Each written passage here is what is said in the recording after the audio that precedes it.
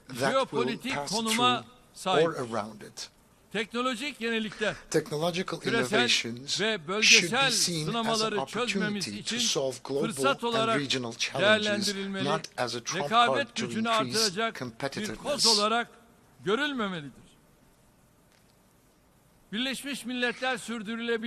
Unfortunately, we are gradually moving away from the slogan "Zero Hunger by 2030", which is among the most important titles of the United Nations Sustainable Development Goals.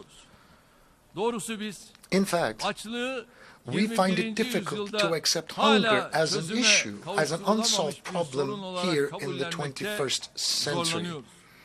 We call on all countries to show strong will to realize the sustainable developmental goals, especially in this region where wealth has skyrocketed, and we cannot explain why 735 million inhabitants of the world still live in dire poverty.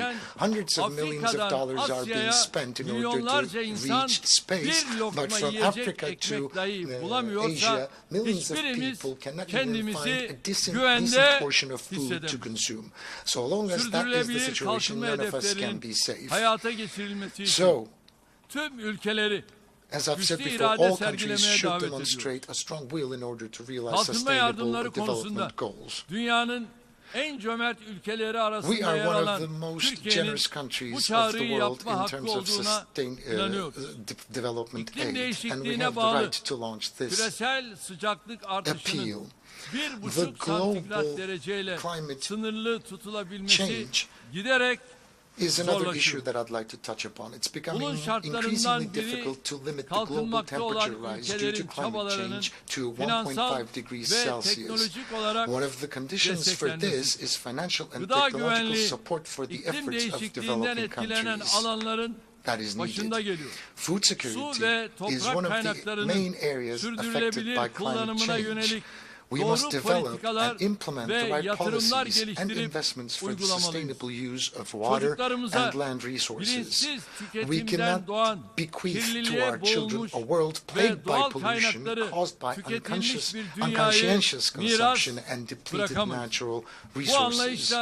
With this understanding, we have taken the zero waste movement, which we started in our country with the vision of a more livable and fairer world, to a global dimension with the decision adopted at the United Nations with the joint presentation of 105 countries, along with my spouse, the First Lady. Yesterday, we have signed the Goodwill Declaration on Zero Waste at the Turkish mission yesterday evening. We hope that our zero waste targets will contribute to combating climate change and achieving sustainable development goals. So I would like to kindly invite all the countries, the international organizations, and the NGOs to support the zero waste movement globally. Especially the developed countries are suffering from racism as if it were a plague, along with xenophobia, Islamophobia, and it's become unbearable, and it has reached intolerable levels. Hate speech, polarization, and discrimination against innocent people leave no conscience untouched around the world. Unfortunately, populist politicians in many countries continue to play with fire by encouraging such dangerous trends. The mentality that encourages the heinous attacks against the Holy Quran in Europe by allowing them under the guise of freedom of expression is essentially darkening its own future with its own hands. As Turkey, we will continue to support initiatives to combat Islamophobia on all platforms, including the United Nations, OSCE, and the Organization of Islamic Cooperation. Regardless of which faith they might follow, nobody can accept heinous attacks against sacred elements, and I would kindly ask all the brotherly nations to support and follow these developments around the world. Combating all these challenges, each of which I have tried to touch upon in a few sentences, is our common responsibility. And we can fulfill this responsibility only through effective cooperation and solidarity. Quite recently, we believe that the ancient values that make humans what they are being eroded. These attacks are threatening prosperity and welfare of the entire world. And we have family at the core of our endeavors that we need to protect and that we need to save. Saving families will mean saving the future of the entire human race. The global impositions are on the rise in an unprecedented fashion. That's why I would kindly ask all of the member states to support the family institution and protect the family institution. As the Republic of Turkey, which celebrates its 100th anniversary this year, we will continue to take steps towards peace, prosperity, and security for all, for the benefit of the entire human race. I hope that the work of the 78th session of the United Nations General Assembly will strengthen the spirit of global cooperation and solidarity. And on this occasion, I will also take a moment to mention that the recent negativities happening between Armenia and Azerbaijan need to be condemned, and the regional developments need to be brought to a solution immediately. That's what I hope and pray for. I would like to greet you all once again with love and respect, and may you remain in health. Thank you.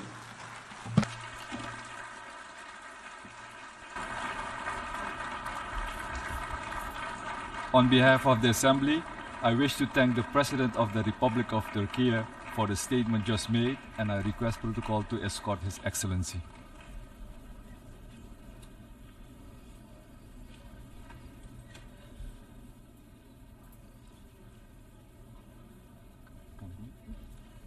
The Assembly will hear an address by His Excellency Marcelo Rebelo de Sousa, President of the Portuguese Republic. I request protocol to escort His Excellency.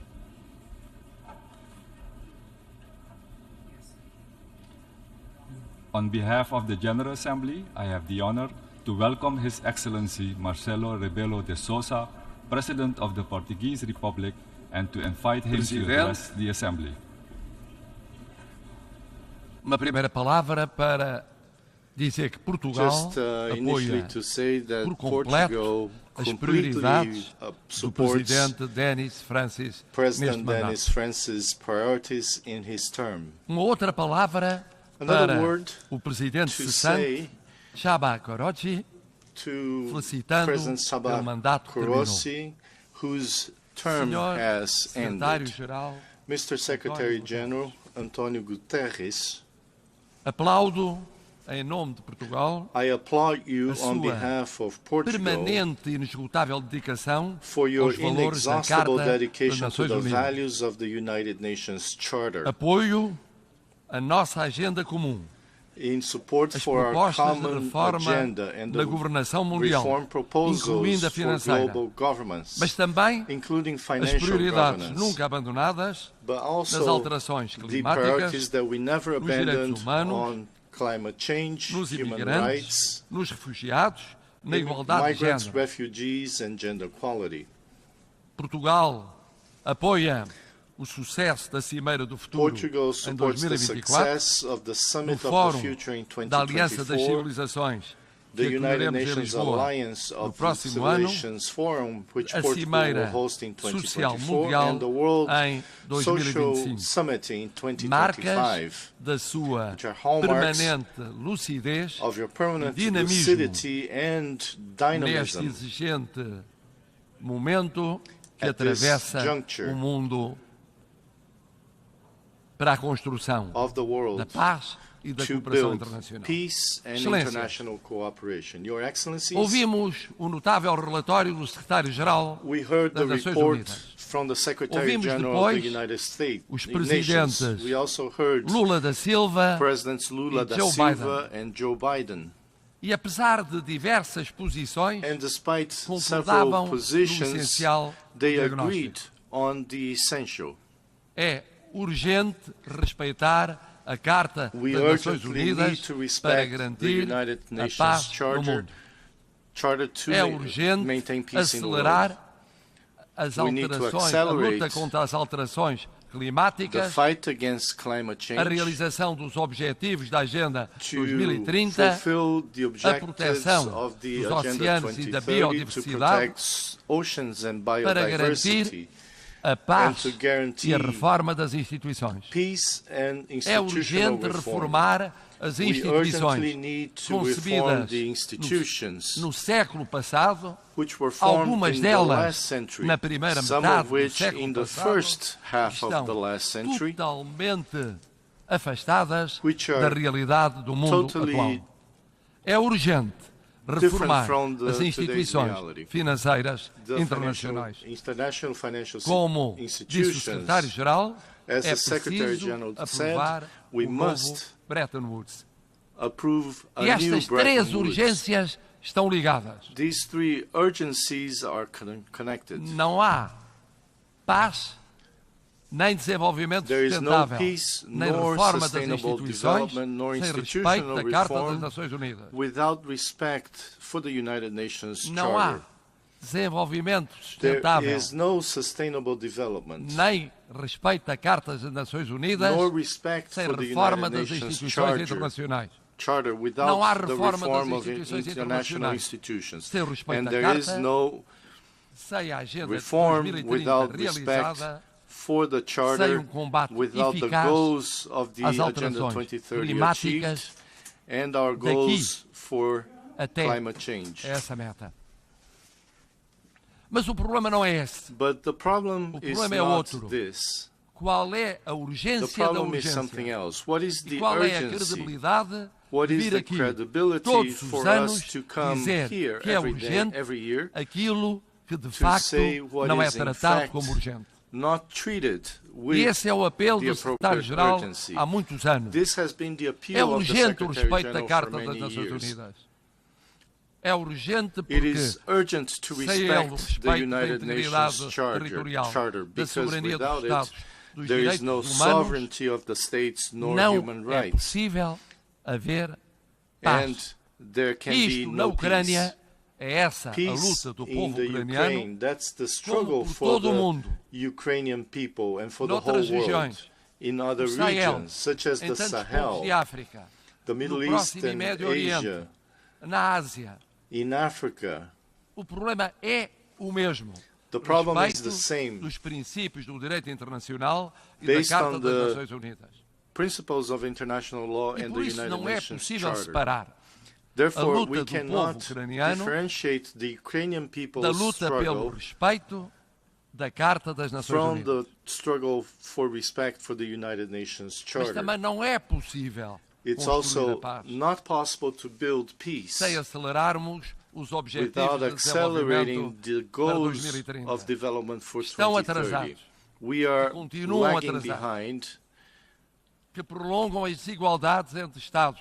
We need to promote equality povos. among states and among peoples. Como não é possível realizar esses objetivos We cannot achieve these sem goals reformarmos as instituições without internacionais. reforming international Desde institutions. logo o conceito de segurança.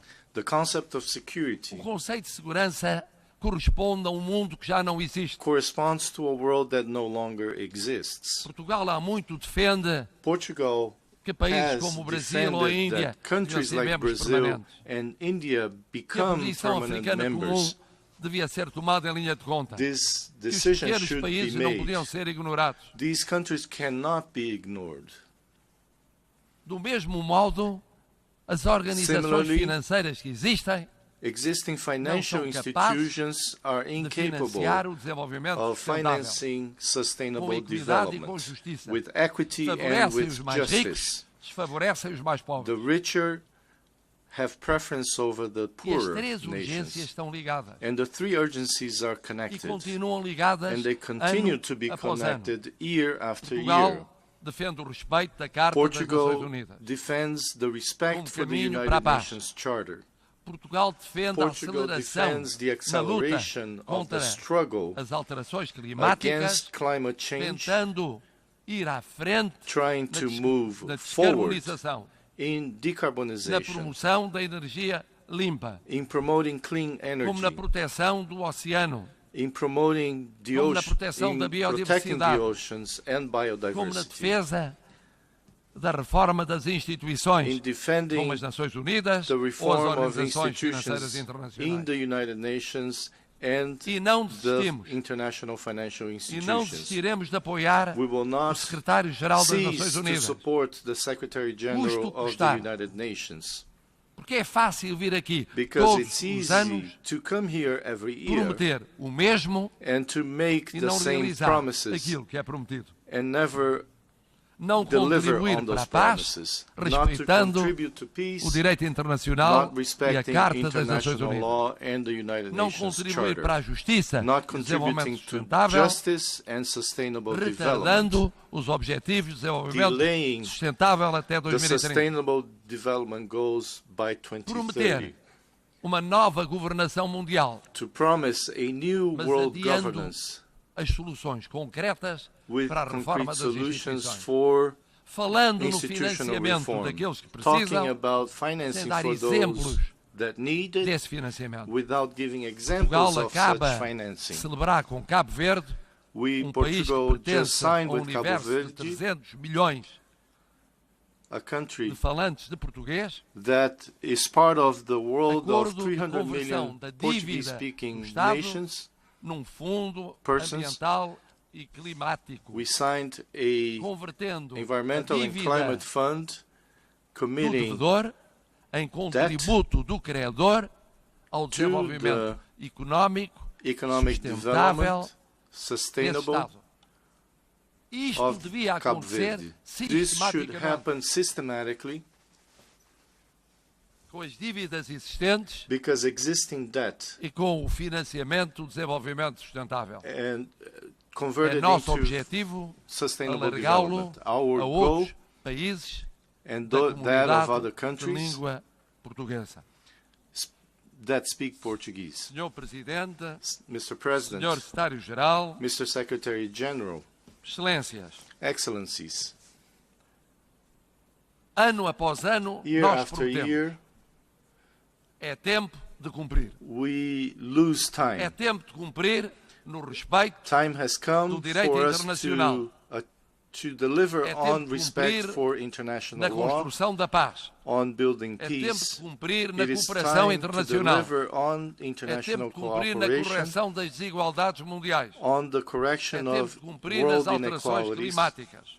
on É tempo climate de cumprir change, na reforma das Nações Unidas. on the É reform tempo of the de cumprir United na Nations. reforma It das is time to instituições deliver financeiras on the mundiais. reform of international isso, não há financial institutions. multilateralismo Without this, possível. there is no Não há possible cooperação multilateralism. Não There há is paz, no pouco por todo o mundo. lasting cooperation Cada and no dia peace perdido throughout the world. Every é day mais we um dia lose de desigualdade, is another day of egoísmo, inequality, de conflito, de selfishness, guerra. conflict, Cada dia war. ganho é um Every dia day we mais gain de justiça, is another day solidariedade of e de justice, paz. O meu voto development and é o de peace. que daqui a ano, I hope that quando nos 1 year from encontrarmos, now we can meet again seja possível dizer and que há mais that we paz can do que say guerra e não mais guerra do que paz. there is more Há peace mais than justiça war, do que injustiça. there is more justice Há mais than igualdade injustice, do que there is desigualdade. more equality than Há mais ação inequality, climática there is do more que inação climate climática. action than climate Há inaction. mais reforma das Nações There Unidas is more do que reform of the adiamento da United reforma. Nations. Há mais reforma das instituições There is more financeiras reform of the do que ignorância financial ou institutions. menorização dessa reforma. Se assim for para o ano, If that is so, valeu a pena.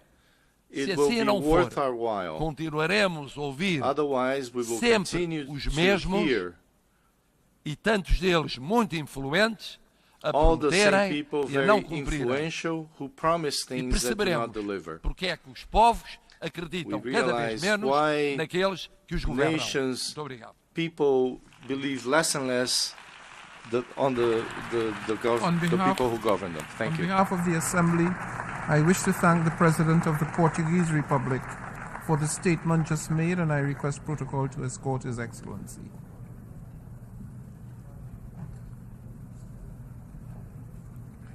The Assembly will hear an address by His Highness Sheikh Tamim bin Hamad Al Thani, Emir of the State of Qatar.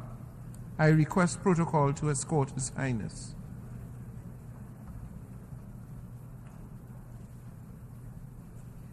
On behalf of the General Assembly, I have the honor to welcome His Highness Sheikh Tamim bin Hamad Al Thani, Emir of the State of Qatar, and to invite him to address the Assembly.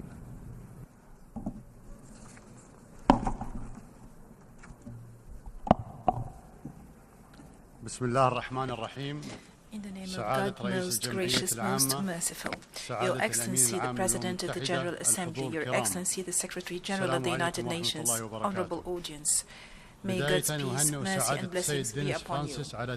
At the outset, I would like to congratulate His Excellency Mr. Denis Francis for assuming the presidency of the 78th session of the General Assembly, wishing him success.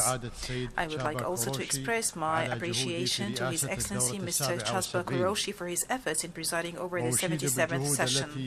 I would like to commend the efforts made by His Excellency Mr. Antonio Guterres, the Secretary General of the United Nations, as well as the personnel of the United Nations towards the fulfillment of its lofty goals. Allow me at first to offer my sincere condolences to His Majesty King Mohammed VI and to the fraternal Moroccan people for the victims of the devastating earthquake. I would like also to extend my condolences to Libya, to the government and people of Libya over the victims of the floods there. We pray to God Almighty for the speedy recovery of the injured and for the deceased to rest in peace, and we reiterate our full solidarity with them in this tragedy. Mr. President, we are fortunate to be living in an era of unprecedented, accelerating progress, where innovation prevails in all walks of life, especially medicine, technology and science, and where humanity is more capable than ever to harness resources for a decent life for all humanity. The consecutive innovations have led to productivity, prosperity, and a level of communication amongst people that can be tantamount to science fiction. This development has enabled us to achieve a lot of our wishes. However, this came with a cost for the people and the planet. The average life expectancy and the standard of living of the majority of humanity have risen. However, this is coupled with an increase in the rates of poverty and unemployment, not to mention that there is growing awareness of the lack of justice in wealth distribution and the dire consequences on environment. And in terms of genetics and artificial intelligence, we have a lot of potential that could achieve prosperity for the whole humanity. However, the gap between the possibilities and reality is widening. So, in this era, and as those potentials unfold, we find peoples grappling with child labor, hunger, unemployment, civil wars. Meanwhile, the developed countries guard their borders against the influx of refugees, as if the peoples on this earth live in two different eras. The accelerating technical development and the growing reliance thereon open up unprecedented prospects for humanity to develop for the better, and undoubtedly science and technology are crucial for increasing productivity and improving human life quality. However, embracing the means without responsibly thinking of the ends to which those means are used have led to major disasters, such as using nuclear weapons, conducting dangerous experiments on humans, as well as genocide in concentration camps. It is incumbent on us to keep pace with the scientific and technical development and to encourage the same in our countries. Meanwhile, barriers between countries in this field must be removed. However, at the same time, we should not ignore risks such as deep fakes, violation of privacy, hacking, phishing, identity theft, educational process disruption by facilitating plagiarism, as well as human deception ploys. Therefore, and in addition to the necessity of cooperation and investment in developing those technologies, we reiterate our call for unison to prevent the misuse of cyberspace and to regulate this vital aspect on the basis of the rules of the international law. In this context, the Web Summit 2024 is set to take place in Doha. This will be a very important opportunity to review development in the field of technology and to create new cooperation opportunities in the realm of technology for the benefit of humanity as a whole. And I would like to take this occasion to welcome you all in Doha. Mr. President, we must not forget that there are peoples around the world, especially in our region, that are overwhelmed by the present tragedies. Thus, the issues that I have just mentioned might seem to them as luxury. Thus, if we truthfully call ourselves international community and not merely entities, separate entities, we have to work and to strive towards ending injustice afflicting those people, at least in accordance with the resolutions of this body and the international law. It is unacceptable for the Palestinian people to continue to languish under the yoke and the intransigence of the Israeli occupation and the rejection by consecutive Israeli governments of any just political solution according to international legitimacy. It is conspicuous to all that the inaction by the international organization to take procedures against the occupation has given Israel the opportunity, and it continues to give Israel the opportunities to undermine the pillars of the two-state solution to the extent that the occupation has become tantamount to a brazen and conspicuous apartheid system in the 21st century. This has been very conspicuous to the extent that even some of Israel's friends have noticed that. Israel also responds to Arab peace and normalization initiatives with more nationalist and ultra-Orthodox intransigence and extremism that is reflected in government coalitions and further settlement expansion. In addition to the Judaization of Jerusalem, attacks on the holy sites, and using heavy-handed and draconian measures against the people in Gaza. Qatar provides and extends political, humanitarian and development support to our brotherly people in Palestine, and we do also contribute towards rebuilding the Gaza Strip, which is reeling under the siege, in addition and the embargo, in addition to its continuous contribution to the UNRWA funds. We also maintain our firm stance regarding the fairness of this cause.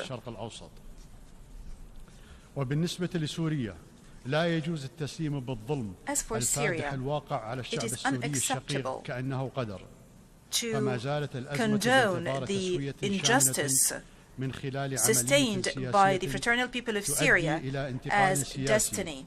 The crisis is awaiting a comprehensive settlement through a political process leading to a political transition in accordance with the Geneva Declaration 1 and the Security Council Resolution 2254, while maintaining Syria's integrity, sovereignty and independence. It's regrettable to witness this year the outbreak of violence in the Sudan, which had dire effect and impact on the Sudanese people and which has exacerbated the crisis of refugees. We condemn all crimes perpetrated against civilians in the capital Khartoum and in Darfur, and we call for holding the perpetrators thereof accountable. Also, we call for putting an end to the violence and to resort to reason to spare civilians the consequences of fighting, and we do stress our support to all regional and international efforts to facilitate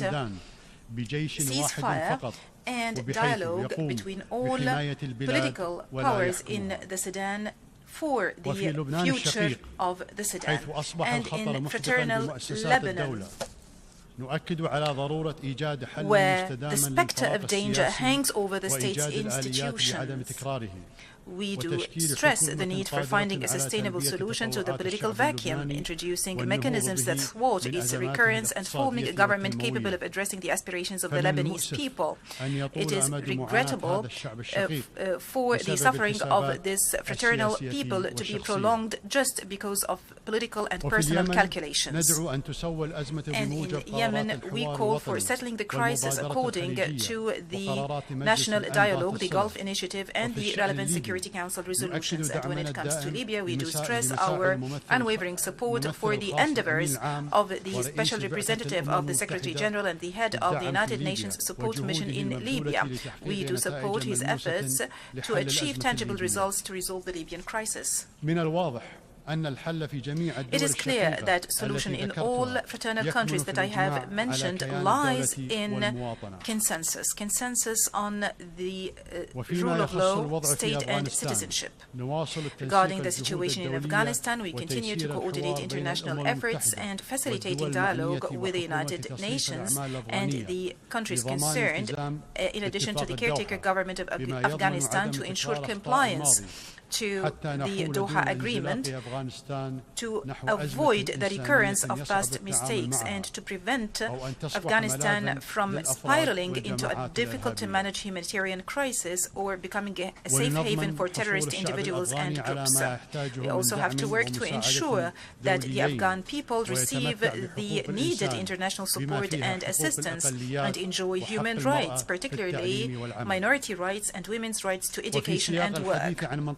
When we speak about our region, we would like to reiterate our appreciation of the détente and the breakthrough that we have witnessed this year, which is represented in the constructive dialogue and the re-establishment of ties between the sisterly countries, the Kingdom of Saudi Arabia and the Islamic Republic of Iran, as well as between the Arab Republic of Egypt and the Republic of Turkey.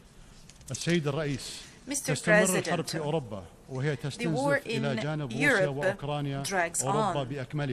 And along with Russia and Ukraine, it is consuming Europe in its entirety, and it is affecting the whole world in vital areas such as energy and food. And in the absence of a prospect for a permanent political solution, and taking into account the ability of certain countries to continue this war incessantly, the only thing and the only aspiration that people are looking up to is a truce, based on the damage sustained by the peoples of both countries and the peoples of the world, and because the status quo cannot be accepted, we reiterate our call on all parties to comply with the United Nations Charter and the international law, and to respect the sovereignty and territorial integrity of states. We also call upon them to resort to radical peaceful solutions based on those principles. Mr. President, our region is blessed with tremendous potentials and opportunities, and our peoples are tolerant, humane, peace-loving, and talented. During the 2022 World Cup in Qatar, there was an opportunity for interaction between peoples, and it was an opportunity for the world to see our people as they are, and to learn about our culture and values, and to learn about Qatar and Qatar's status as a global destination and nexus between East and West, and to emphasize the role that sports could play in building bridges of communication and rapprochement between peoples and cultures. I hope we had contributed through this tournament to breaking the stereotypes and presenting a new, exciting and safe tournament formula to the world. In Qatar, we had a dream. We had a dream for our country to be one of the prosperous nations whose people enjoy well-being and prosperity. We have invested for decades to achieve our dream by planning and development work. We have achieved a lot thanks to God and the solidarity of everyone in Qatar. While investing in liquefied gas was a leverage to realize that dream, this investment also enabled us to play an important role in addressing the energy challenge around the world by embracing a realistic vision that takes into consideration the world needs for a diverse mix of different energy sources, and by using the highest levels of advanced technology, which is environmentally friendly. We do realize that energy export imposes obligations on us as a reliable partner with world countries. At the same time, it makes it incumbent on us to be responsible before our people and our future generations. Thus, Qatar continues to develop its sovereign fund and diversify the sources of its income, including investment in clean energy. The state of Qatar pursues environmentally friendly policies and supports various projects to protect the same. In this regard, we are going to host the Qatar Horticultural Expo next month. دورها في تقديم المساعدات الإنسانية وفي جهود الوساطة وحل النزاعات التي تؤثر على منطقتنا.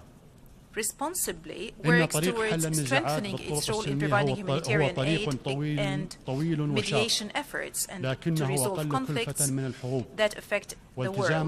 The path to resolve conflicts through peaceful means is a long and strenuous path, but it is less costly than wars, and our commitment to continue our efforts in facilitating and making peace is a firm commitment deeply rooted in the core of our foreign policy. Mr. President, we stress that we take pride in our partnership with this international organization, and this is evidenced by Qatar's opening the United Nations House in last March, which includes 12 UN offices so far. Last March, or in March of this year, my country hosted the 5th United Nations Conference on the Least Developed Countries, which is considered one of the most prominent international fora. During this forum, efforts were galvanized to achieve the ambitious goals of the Doha Action Program for the benefit of the least developed countries during the decade of 2020-2031. We do reiterate that the state of Qatar is a major and active partner in the endeavors made to respond to the priorities and needs of these countries. Thus, we welcome the Sustainable Development Goals Summit held yesterday.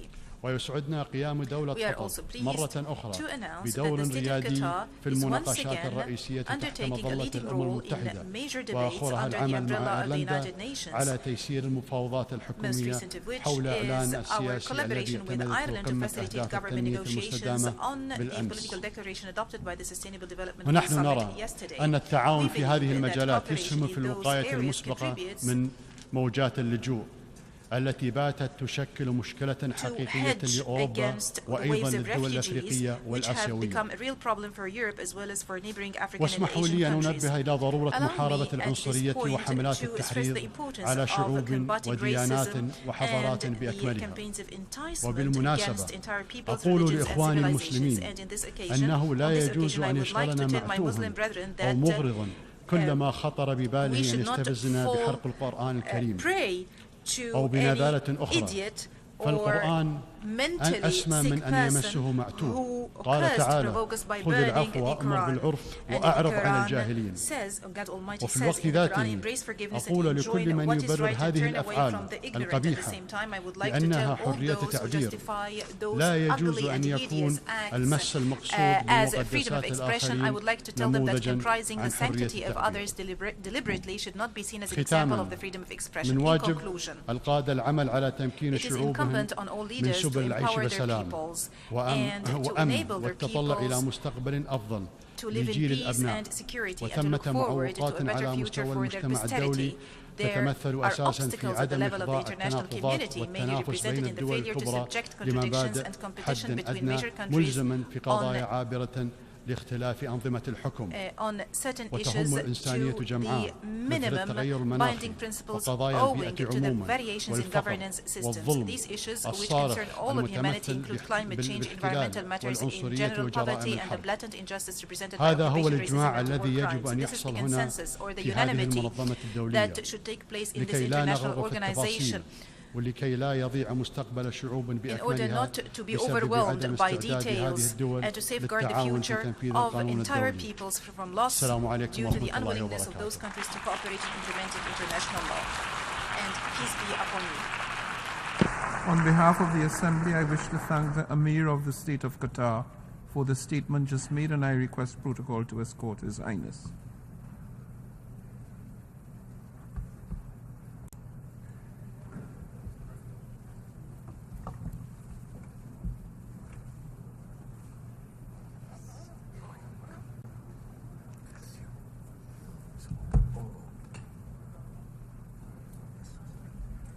Can I start now?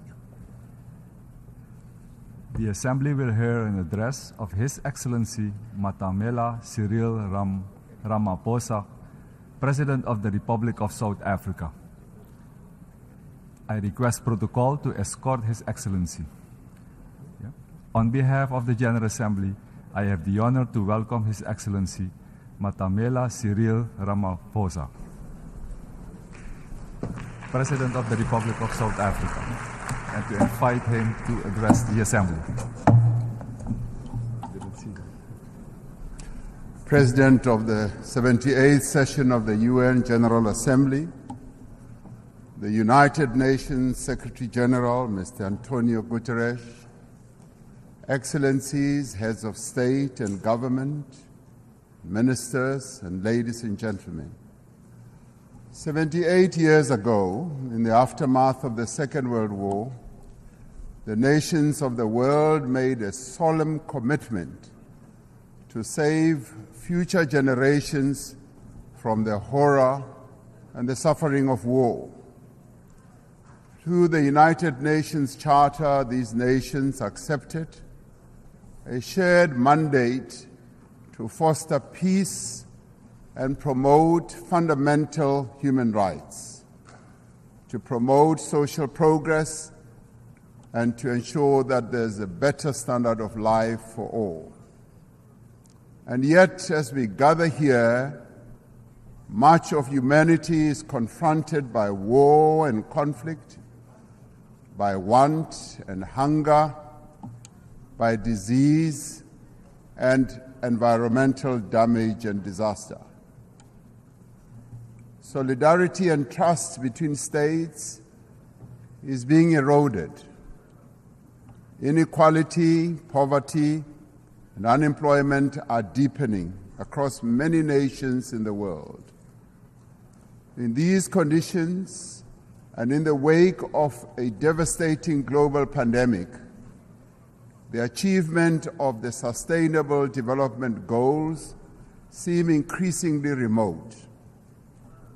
At the moment when every human effort should be directed towards the realization of Agenda 2030, our attention and our energies have once again been diverted by the scourge of war.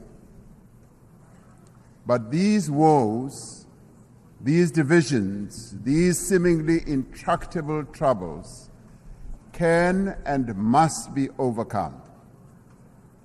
Over millennia, the human race has demonstrated an enormous capacity for resilience, for an ability to resolve problems, for adaptation, innovation, compassion, and solidarity. At this moment, we are all called upon to reaffirm these essential qualities that define our common humanity. These qualities must be evident in how we work together as a global community and as nations of the world to end war and conflict. South Africa has consistently advocated for dialogue, for negotiation and diplomacy to prevent and end conflict and achieve lasting peace. It has committed itself as a country to the promotion of human rights, human dignity, justice, democracy, and to the adherence of international law. From the experience of our own journey, from the evil system of apartheid, which was declared a crime against humanity by this very organization, to democracy, we value the importance of engaging all parties to conflicts to achieve peaceful, just, and enduring solutions. It is these principles that inform South Africa's participation in the African Peace Initiative, which seeks a peaceful resolution of the conflict between Russia and Ukraine. In this conflict, as in all conflicts, we have insisted that the UN Charter's principle of respect for the territorial integrity of every country should be upheld. Our participation in the African Peace Initiative, supported by 7 countries from the African continent, is informed by a desire to see an end to the suffering of those most directly affected by the conflict and the millions on our own continent and across the world who, as a result of the conflict, are now vulnerable to worsening hunger and deprivation. As we engaged with the parties in this conflict as African leaders, one of the issues we raised was that there should be confidence-building measures that could create a sense of conflict towards the resolution of this conflict. In this regard, we said issues such as the return of the children who were removed from Ukraine should be returned. We also said that the prisoners of war should be exchanged between the 2 countries. I've just held a meeting with President Zelenskyy, who says that, in part, some of our efforts are bearing fruit as the children are now being returned and the prisoners are also being exchanged.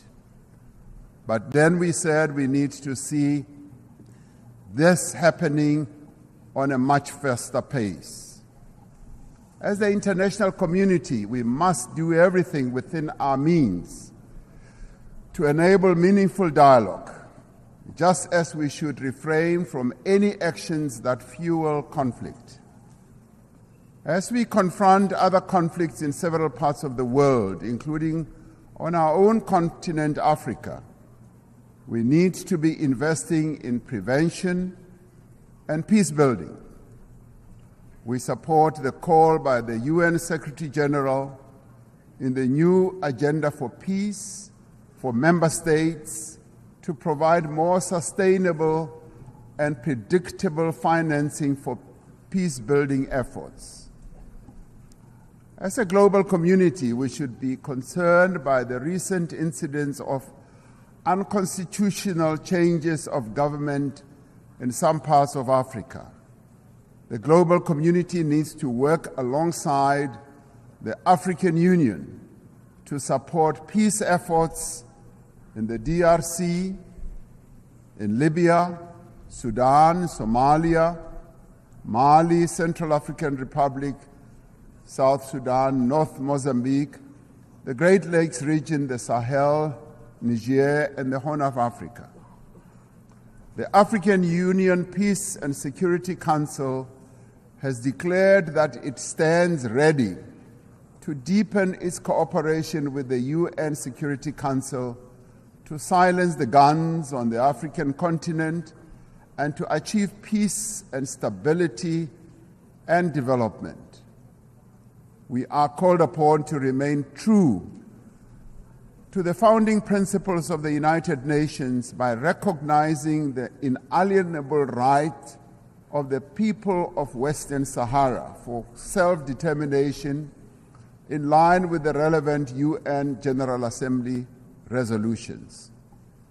We must work for peace in the Middle East for as long as the land of the Palestinians remains occupied, for as long as their rights are ignored and their dignity is denied, such peace will remain elusive. The actions of the government of Israel have imperiled the possibility of a viable two-state solution. The principles of the UN Charter on Territorial Integrity and on the prohibition of the annexation of land through the use of force must be applied in this situation as well. South Africa continues to call for the lifting of the economic embargo that was imposed 60 years ago against Cuba, an embargo that has caused untold damage to the country's economy and the people of Cuba as well. The sanctions that are also being applied against South Africa's neighbor, Zimbabwe, should also be lifted as they are imposing untold suffering on ordinary Zimbabweans, but also have a collateral negative impact on neighboring countries as well, such as my own country, South Africa.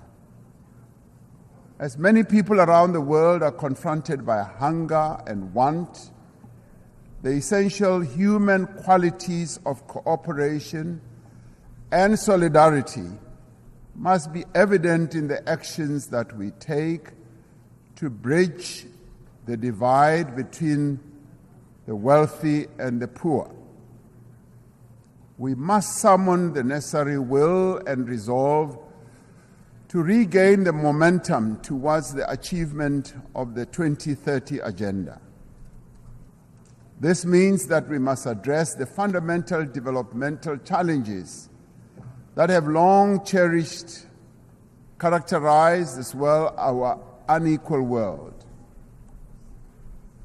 To address the developmental challenges that face many people in the world, we are required to focus on targeted investment, on technology transfer, capacity building support, especially in key areas such as supporting industrialization, building infrastructure, ensuring that agriculture investment takes place, ensuring that there is investment in water, energy, education, and health.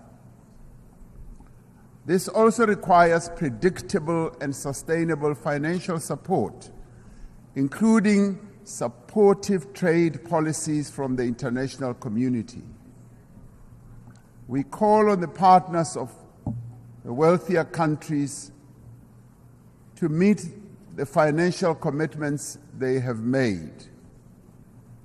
It is a matter of great concern to us from the Global South that these wealthier countries in the Global North have failed to meet the undertakings they made to provide $100 billion a year for developing economies to take climate action. This must be changed, and the money must be made available in the interest of development. We support the proposals outlined in the Secretary General's Sustainable Development Goal stimulus.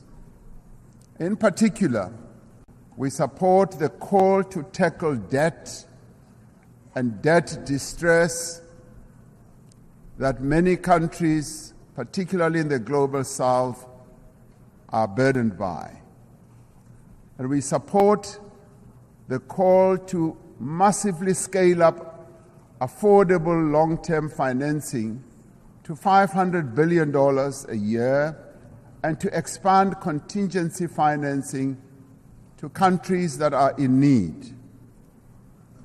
It is a grave indictment on this international community that we can spend so much money on war. And in fact, trillions are being spent on war, but we cannot support action that needs to be taken to meet the basic needs of billions of people in the world, needs such as addressing hunger, health, empowering women, and making sure that there is development in countries that are vulnerable. The achievement of the Sustainable Development Goals depends fundamentally on the empowerment of women in all spheres of life. Social and economic progress will not be possible unless we end gender discrimination. We must ensure that there is equal access for women to health care, education, as well as economic opportunities. We must pay particular attention to the provision of adequate health services to every woman, child, and adolescent. By doing so, we will fundamentally improve the health and well-being of all. The empowerment of women must be central to the actions we now take towards the realization of Agenda 2030. The women of the world need empowerment. They have a right to empowerment. They have a right also to participate equally in decision-making structures of all institutions in the world. I am proud that in South Africa, 50% of the members of the cabinet of South Africa are women. And today I'm accompanied by an all-women delegation to this United Nations General Assembly. It should be a matter of concern to us all that the majority of people who are sitting in this assembly are men. The question we have to ask, where are the women of the world? The women of the world have a right to be here to represent the views of women across the world. The essential human qualities of innovation and adaptation must be evident in the actions we take to prevent the destruction of our planet. Africa is warming faster than the rest of the world. We are told that the 20 climate hotspots in the world that we have, we find 17 of them in Africa. Africa is least responsible for the climate damage that has been caused, and yet it bears the greatest burden. Centuries after the end of the slave trade, decades after the end of the colonial exploitation of Africa's resources, the people of our continent are once again bearing the cost of industrialization of the North and the development of the wealthy nations of the world. This is a price that the people of Africa are no longer prepared to pay. Many countries in the North count their assets in the mineral resources that are beneath the African soil. The wealth of Africa belongs to Africans. The mineral wealth that is beneath the soil of Africa must, in the end, accrue to Africans. We urge global leaders to accelerate the global decarbonization while pursuing equality and shared prosperity. We need to advance all three pillars of the Paris Agreement: mitigation, adaptation, and support, with equal ambition and urgency. African countries, alongside other developing economic countries, need increased financial support to both implement the 2030 Agenda and to achieve their climate change goals in a comprehensive and integrated manner. We need to operationalize the Loss and Damage Fund for vulnerable countries hit hard by climate disasters as agreed at COP27. Africa has embraced this challenge. Africa is determined to deploy smart, digital, and efficient green technologies to expand industrial production, to boost agricultural yields, to drive growth and create sustained employment for Africa's people. As the global community, we must ensure the essential qualities that define our humanity are evident in the institutions that manage the conduct of international relations. We require institutions that are inclusive, that are representative, that are democratic, and advance the interests of all nations. We require a renewed commitment to multilateralism, based on clear rules and supported by effective institutions.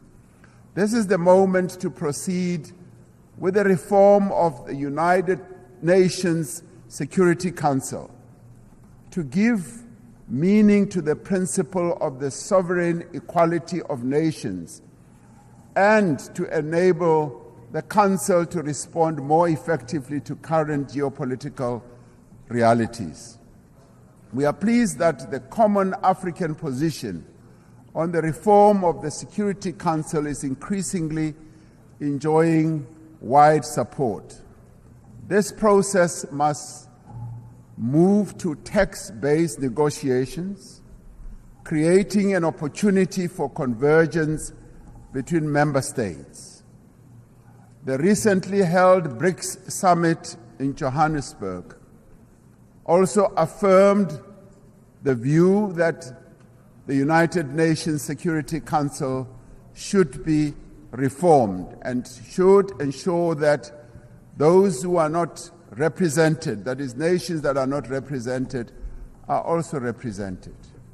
We must ensure that the voice of the African continent and the global south is strengthened in the United Nations and broader multilateral system. All the peoples represented here in this United Nations had their origins in Africa. In Africa, they developed the tools and capabilities to spread across the world and achieved remarkable feats of development and progress. And all this was due to the skills and the talent that originated from the African continent. Despite its history, despite the legacy of exploitation, colonialism, and subjugation, despite the ongoing challenge of conflict and instability, Africa is determined and ready to regain its position as a site of human progress. The era of African development has arrived. Through the African Continental Free Trade Area, which is creating a wider, seamless trading area and also accelerated interconnectivity, African countries are mobilizing their collective means and resources to achieve shared prosperity. Through this treaty, African countries are establishing for themselves the foundation for a massive increase in trade, accelerated infrastructure development, regional integration, and sustainable industrialization. As the global community, we have the means and we have the desire to confront and overcome enormous challenges that face humanity today. As the nations gathered here in this General Assembly, let us demonstrate that we have both the will as well as the resolve to secure a peaceful, prosperous, and sustainable future for our world, but more importantly, for future generations that will follow, leaving no one behind. That is the duty that we all now have. I thank you.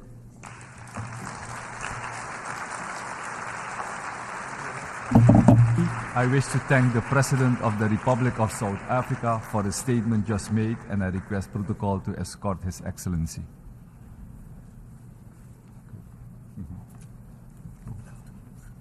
Sorry. The Assembly will hear an address by His Excellency Serdar Bir Dima Mahamadov, President of Turkmenistan. I request protocol to escort His Excellency. On behalf of the General Assembly, I have the honor to welcome His Excellency Serdar Berdi Mohamedov, President of Turkmenistan, and to invite him to address the Assembly.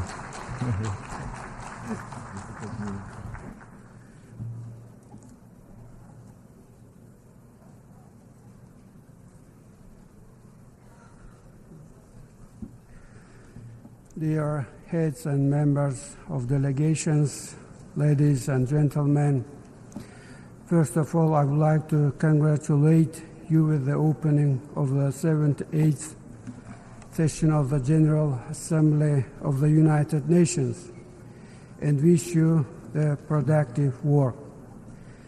I would like to congratulate Denis Francis with his election as the President of the General Assembly of the United Nations.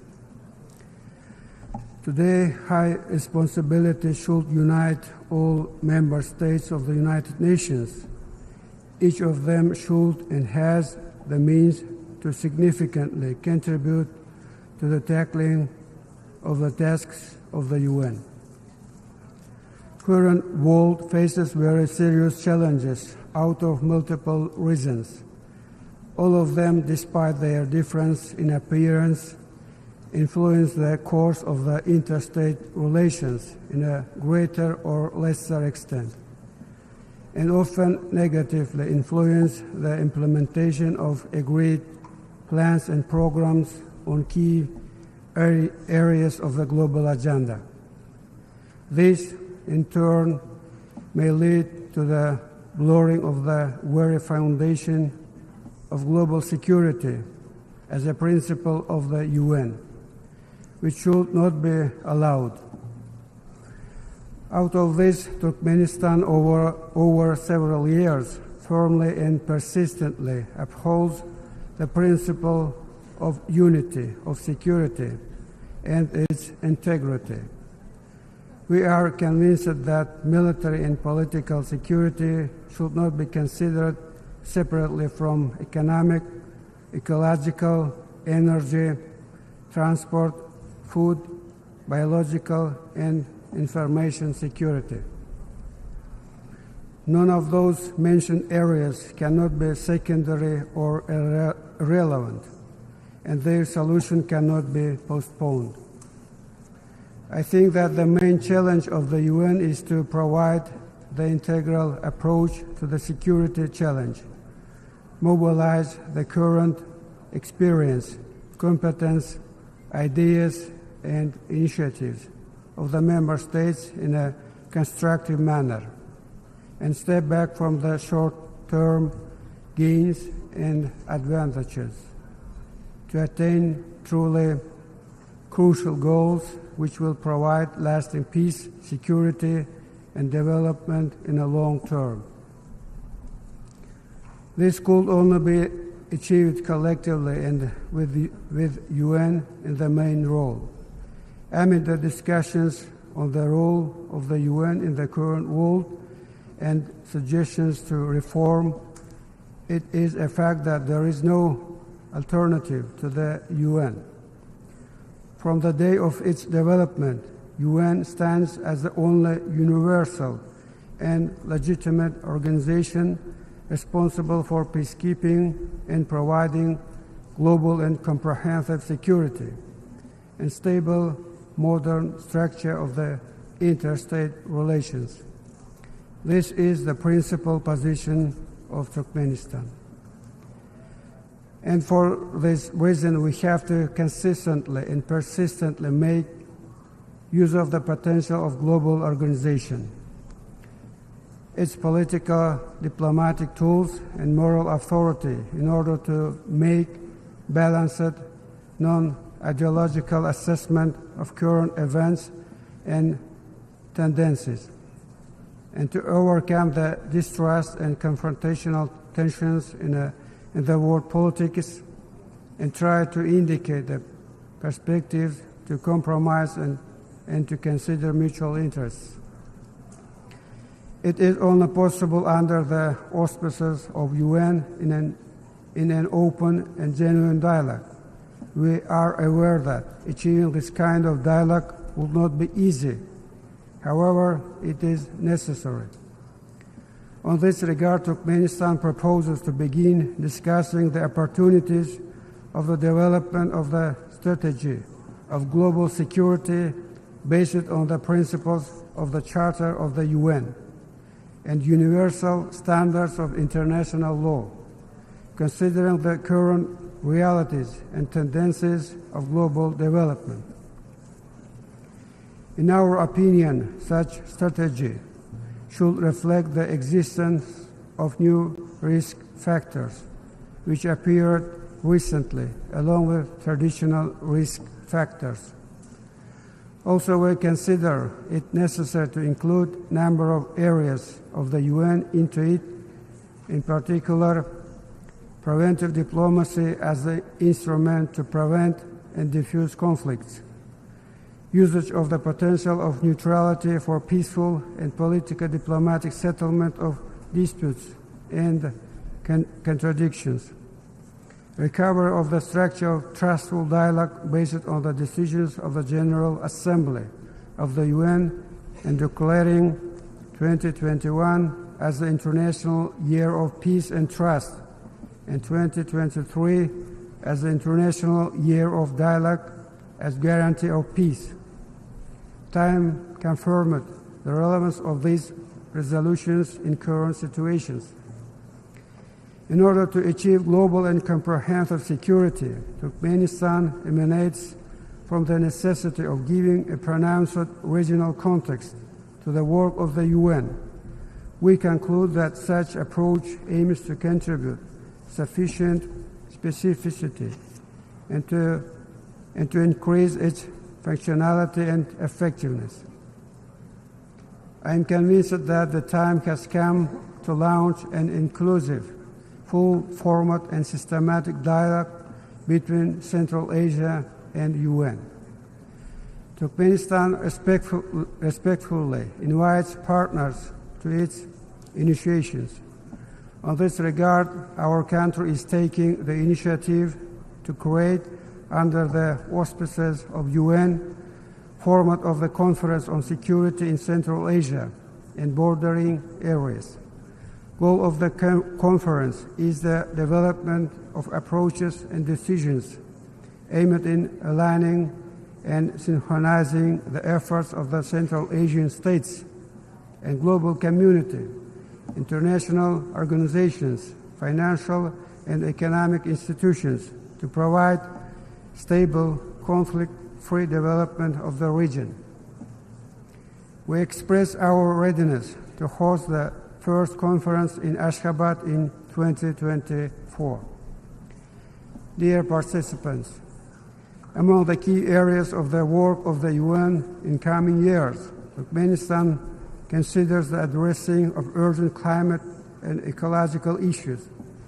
Among them, we highlight the issues regarding global methane pledge. I have to tell that with joining the Paris Agreement for Climate Change in 2017, a number of relevant national programs were adopted in our country. National events are being held aimed at reducing and eliminating negative effects of methane emissions into the atmosphere.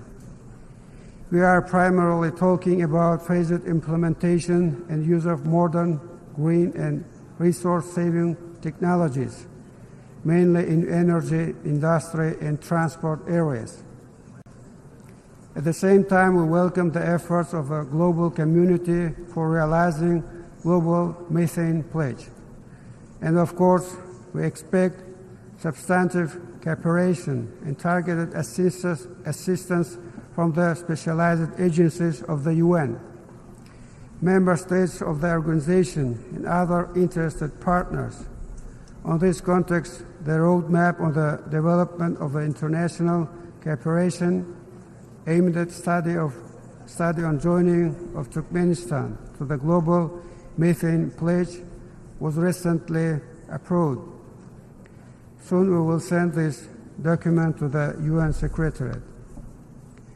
Overall, I believe that the time has come for the UN to pay close and effective attention to the ecological issues in Central Asia, overcome certain delays in addressing them, and begin taking targeted and specific actions to create a coherent ecological strategy of the UN regarding the region with near 80 million population, covering a vast area with its unique natural resources and biodiversity, and at the same time located at the region with serious ecological risks. As a significant step to take a strategic approach in ecological issues of Central Asia, Turkmenistan is proposing the establishment of a specialized agency, Regional Center for Technologies related to climate change in Central Asia, which will work substantively and systematically on the topic of climate. We are ready to offer organizational and technical terms for the functioning of such center in the capital city of Turkmenistan, Ashgabat.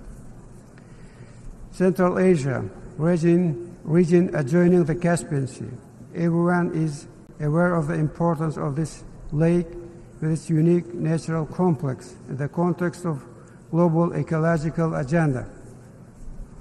As a result of active and respectful long-term cooperation of coastal countries, the key principles of politics on the Caspian were developed, including the Convention on the Legal Status of the Caspian Sea. Last summer, on the Sixth Caspian Summit in Turkmenistan, all the participants firmly affirmed their readiness for tight cooperation on ecological issues. I believe that it gives a good opportunity for the beginning of wide, systematic interaction of coastal countries with the UN.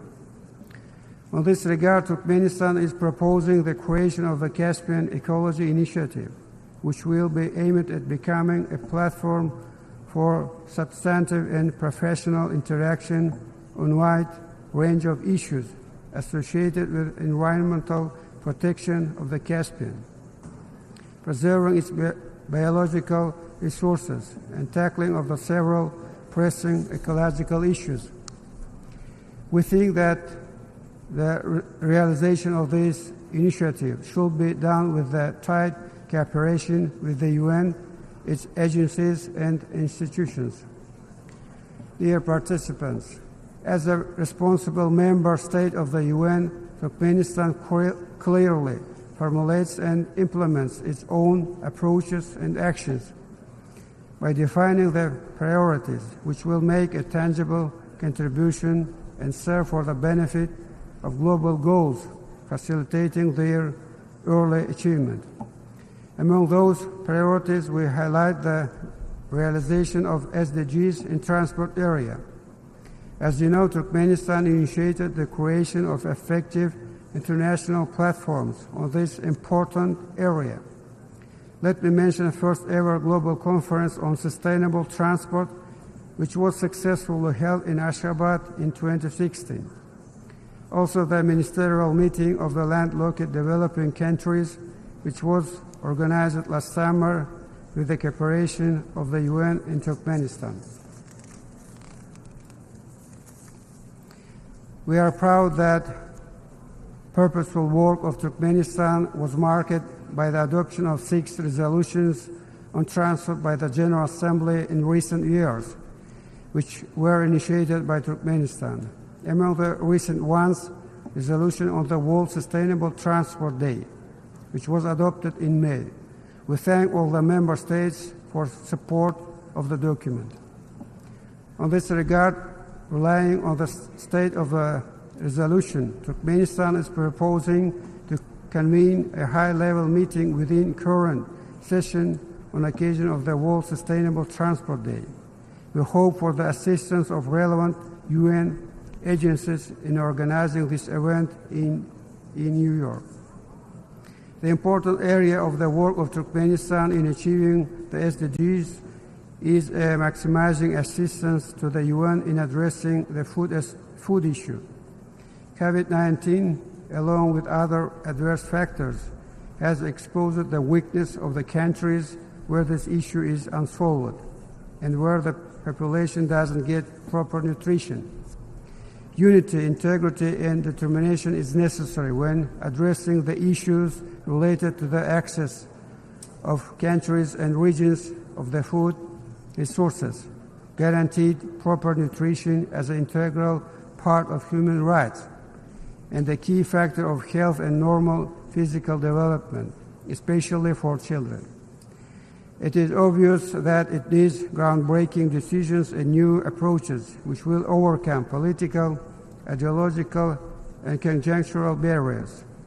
Consequently, Turkmenistan comes forward with an initiative to convene a major international forum on food security with the cooperation of World Food Programme, World Health Organization, and United Nations Children's Fund under the auspices of UN. We express our readiness to provide terms for holding such an event in the capital city of Turkmenistan within the agreed time frame.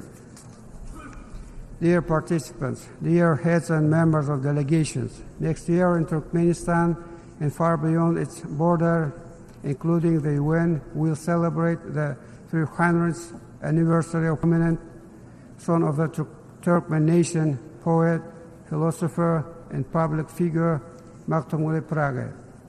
Whole humanity honors the memory of him and pays due respect to the great humanitarian who majorly contributed not only to the world literature, but also to the development of Eastern civilization and of the whole world.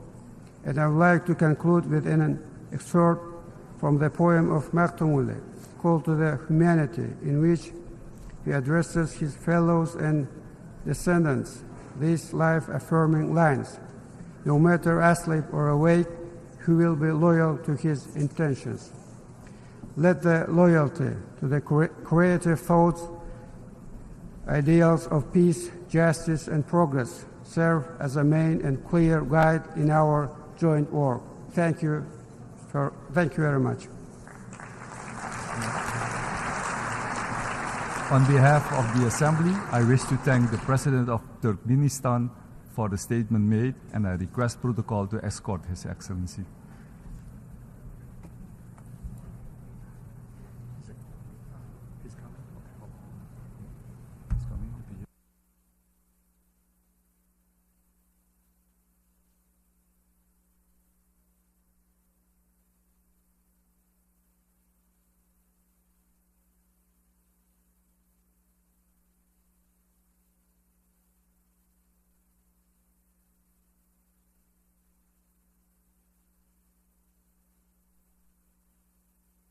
Assembly will hear an address by His Excellency Volodymyr Zelenskyy, President of Ukraine. I request protocol to escort His Excellency. On behalf of the General Assembly, I have the honor to welcome His Excellency Volodymyr Zelenskyy, President of Ukraine, and invite him to address the Assembly.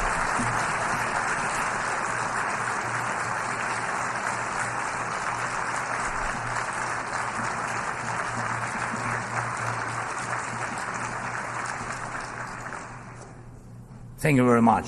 I welcome all who stand for common efforts, and I promise, being really united, we can guarantee fair peace for all nations. What's more, unity can prevent wars.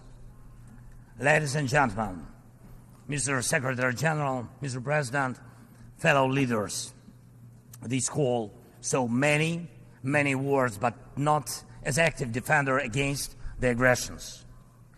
In many cases, the fear of war, the final war, was the loudest here, the war after which no one would gather in the General Assembly Hall again. The Third World War was seen as a nuclear war, a conflict between states on the highway to nukes. Other wars seemed less scary compared to a threat of the so-called great powers firing their nuclear stockpiles. So the 20th century taught the world to restrain from the use of the weapons of mass destruction, not to deploy, not to proliferate, not to threaten with, and not to test, but to promote a complete nuclear disarmament. Frankly, this is a good strategy, but it should not be the only strategy to protect the world from the final war. Ukraine gave up its third largest nuclear arsenal. The world then decided Russia should become a keeper of such power. Yet history shows it was Russia who deserved nuclear disarmament the most back in 1990s. And Russia deserves it now. Terrorists have no right to hold nuclear weapons. No right. But truly, not the nukes are the scariest now. While nukes remain in place, the mass destruction is gaining its momentum. The aggressor is weaponizing many other things, and those things are used not only against our country, but against all of yours as well. Fellow leaders, there are many conventions that restrict weapons, but there are no real restrictions on weaponization. First, let me give you an example. The food. Since the start of the full-scale war, the Ukrainian ports in the Black and Azov Seas have been blocked by Russia. Until now, our ports on the Danube River remain the target for missiles and drones. And it is a clear Russia's attempt to weaponize the food shortage on the global market in exchange for recognition for some, if not all, of the captured territories. Russia is launching the food prices as weapons. The impact spans from the Atlantic coast of Africa to the Southeast Asia, and this is the threat scale. And I would like to thank those leaders who supported our Black Sea Grain Initiative and program Grain from Ukraine. Thank you so much.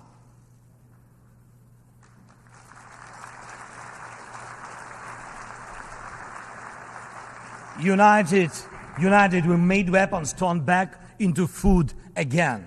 More than 45 nations saw how important it is to make Ukrainian food products available on the market, from Algeria to Spain to Indonesia and China.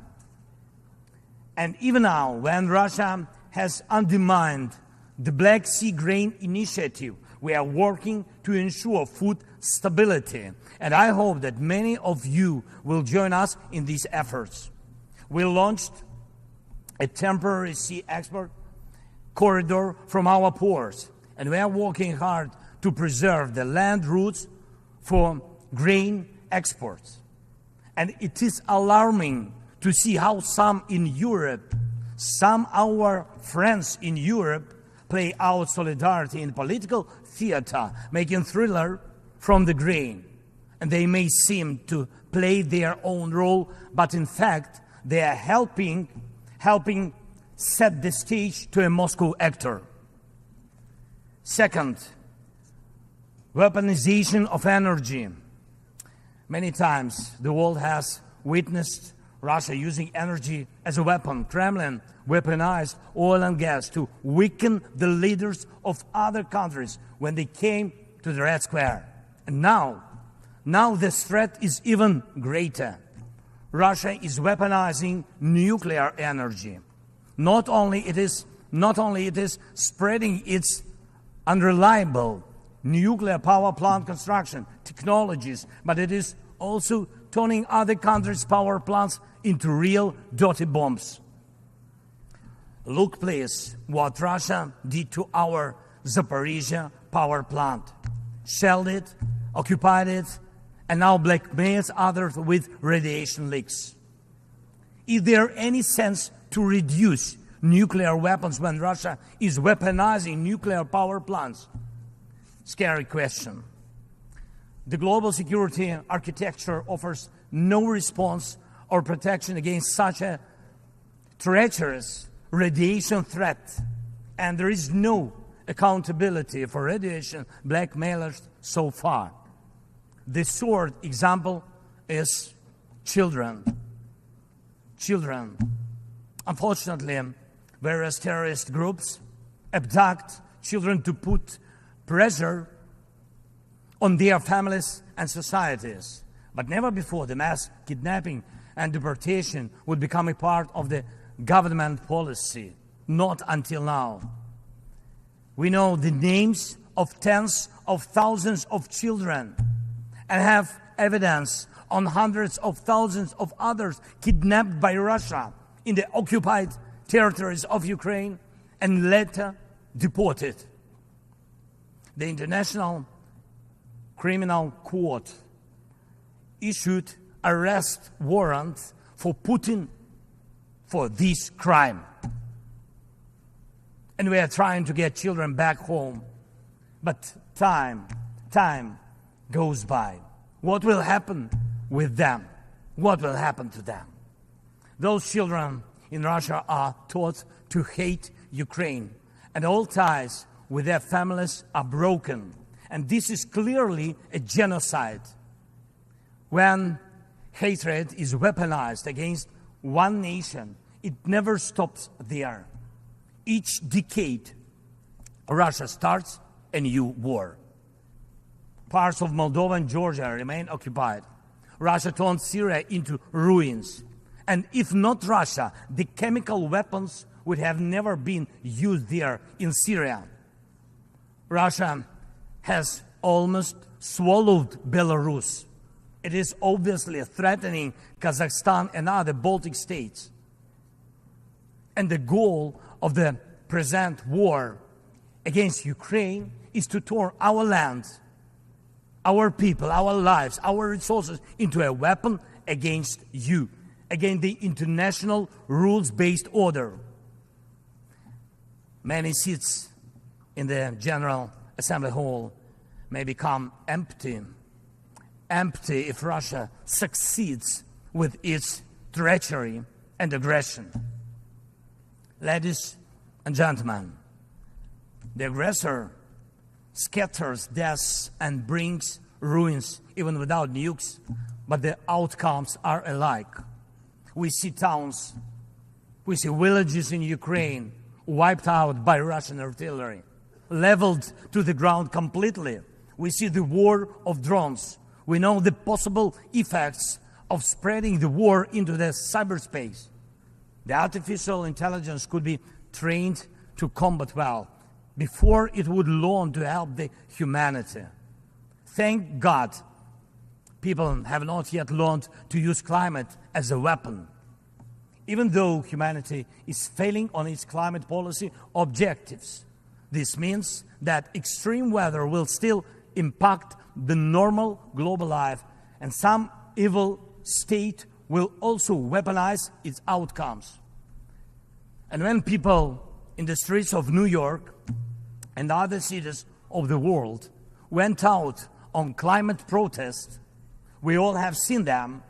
And when people in Morocco and Libya and other countries die as a result of natural disasters, and when islands and countries disappear underwater, and when tornadoes and deserts are spreading into new territories, and when all of this is happening, one unnatural disaster in Moscow decided to launch a big war and kill tens of thousands of people.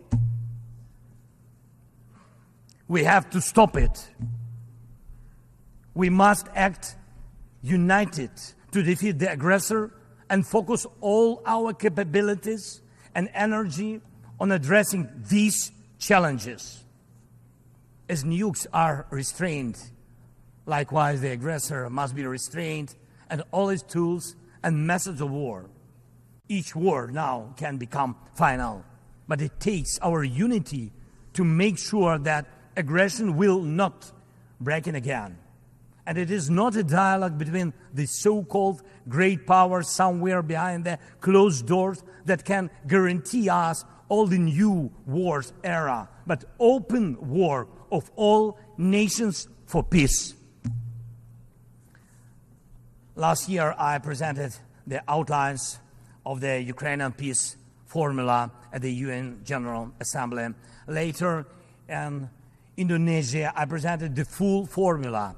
And over the past year, the peace formula became the basis to update the existing security architecture. Now we can bring back to life the UN Charter and guarantee the full power for the rules-based world order. And tomorrow, I will present the details at a special meeting of the UN Security Council. The main thing is that it is not only about Ukraine. More than 140 states and international organizations have supported the Ukrainian peace formula fully or in part. The Ukrainian peace formula is becoming global. Its points offer solutions and steps that will stop all forms of weaponization that Russia used against Ukraine and other countries and may be used by other aggressors. Look, for the first time in modern history, we have a real chance to end the aggression on the terms of the nation which was attacked. And this is a real chance for every nation to ensure that aggression against your state, if it happens, God forbid, will end. Not because your land will be divided and you will be forced to submit to military or political pressure, but because your territory and sovereignty will be fully restored. We launched the format of meetings between national security advisors and diplomatic representatives. Important talks and consultations were held in Hiroshima, in Copenhagen, and in Jeddah on the implementation of the peace formula. And we are preparing a global peace summit. And please, I invite all of you who do not tolerate any aggression to jointly prepare the summit. And I am aware of the attempts to make some shady dealings behind the scenes. Evil cannot be trusted. Ask Prigozhin if one bets on Putin's promises. Please, hear me. Let unity decide everything openly. While Russia is pushing the world to the final war, Ukraine is doing everything to ensure that after Russian aggression, no one in the world will dare to attack any nation. Weaponization must be restrained. War crimes must be punished. Deported people must come back home. And the occupier must return to their own land. We must be united to make it, and we'll do it. Slava Ukraini!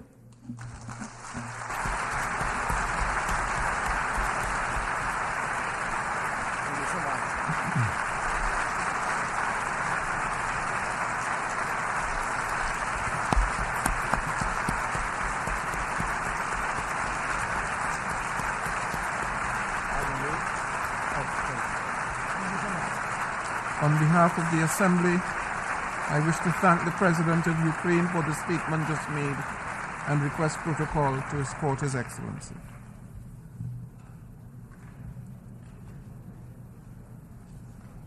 The Assembly will hear an address by His Excellency Alejandro Giammattei, Fella, President of the Republic of Guatemala. I request protocol to escort His Excellency.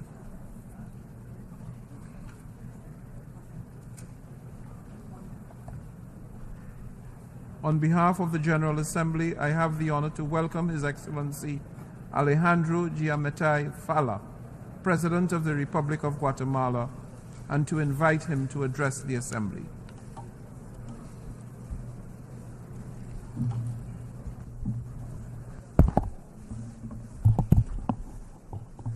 Excelentísimos Presidente de la Asamblea General, Secretario General de la Organización de las Naciones Unidas, señoras y señores jefes de Estado y de Gobierno, señoras y señores ministros de Relaciones Exteriores, honorables delegados, señoras y señores, quiero agradecer la labor del presidente del 77º periodo de sesiones y felicitar al presidente de este periodo de sesiones, el señor Denis Francis, aplaudiendo el tema adoptado para esta sesión sobre la necesidad de reedificar la confianza entre las naciones y hacer frente a las amenazas a la paz, la prosperidad y el progreso de los pueblos de las Naciones Unidas. Nos enfrentamos hoy a un momento sin precedentes. Desde hace más de un año y medio hemos observado con horror la guerra iniciada por la Federación Rusa en contra de Ucrania, la cual infringe los principios más elementales sobre los que se basó el orden internacional después de la Segunda Guerra Mundial. Señores delegados, ¿y saben qué es lo peor? Que parece que nos hemos acostumbrado. Nos hemos acostumbrado a las flagrantes violaciones a los derechos humanos en Ucrania, a la guerra, a la muerte, y peor aún, en lugar de enfrentar eso, nos hemos acostumbrado a voltear a ver a otro lado ante una triste y cruda realidad que pretendemos ignorar. Eso nos ha conducido a la desconfianza entre los seres humanos, a la desigualdad entre las naciones, al no respeto a los acuerdos de paz, y bajo esta realidad, la prosperidad y el progreso del ser humano son imposibles.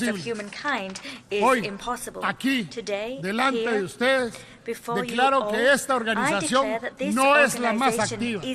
Tenemos inseguridad alimentaria, muertes por guerra, grandes migraciones, entre otros múltiples problemas. Por eso hay que hacerla funcionar. Debemos trabajar entre todos.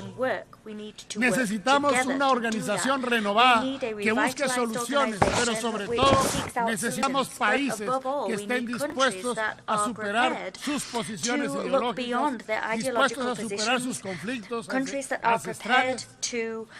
Este es el momento en que los seres humanos, representados en sus pueblos, estrechen sus manos, estén dispuestos a compartir sus riquezas, invirtiendo en los países que necesitan poder generarlas para sobrevivir. Se trata de salvar la raza humana, se trata de salvar el planeta, se trata de tener futuras generaciones que vivan en paz y desarrollo.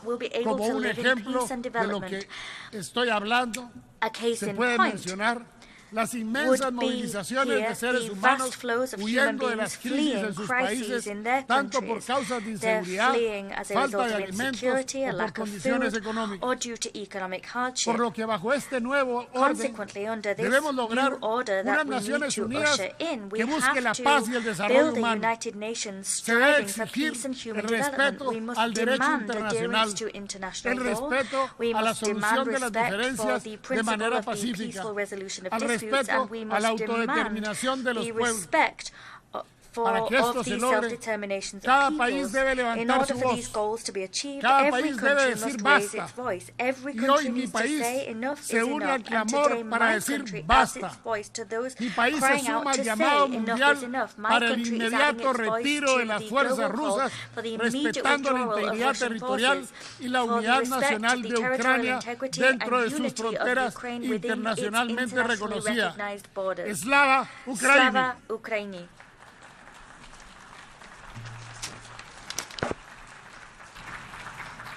Señor Presidente, Mr. President, el desarme y la no proliferación de las armas nucleares, así como la utilización de la energía nuclear para fines pacíficos, es uno de los pilares más importantes de la organización.